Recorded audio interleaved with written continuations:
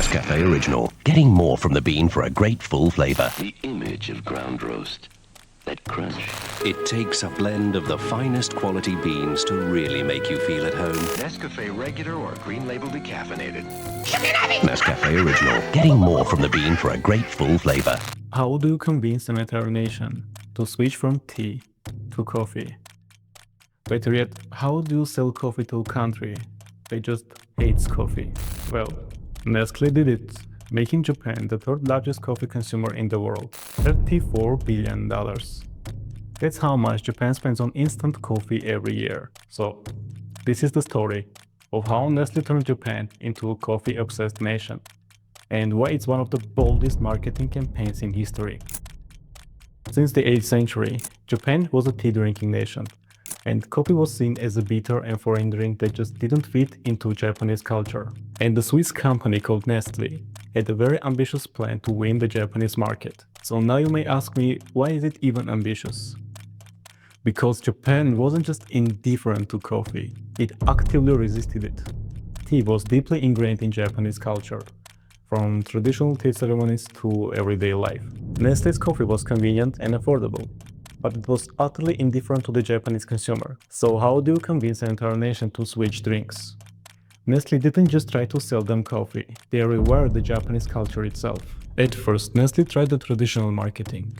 Advertising blitzes, free samples, discounts, nothing worked. The Japanese simply didn't care about coffee. It wasn't part of their culture, and Nestle for a long time was fighting a losing battle.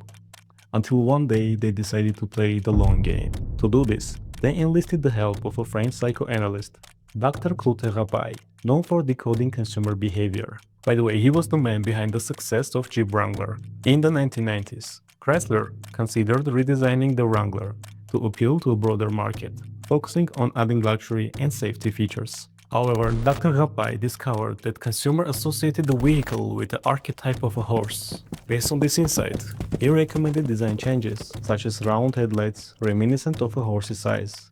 To strengthen this association, Rapaille helped Nestle realize something critical.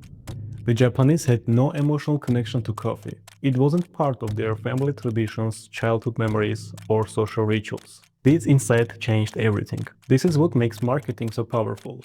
When done right, it doesn't just sell the product, it shapes the culture. Here, as I mentioned, this is exactly what we do for brands and personal brands, helping them to stand out, grow, and dominate their spaces through content-driven marketing. The same way Nestle embedded coffee into Japanese culture, we help businesses and individuals to position themselves as industry leaders, using the power of content creation. We have been where you are, starting from scratch, trying to grow an audience.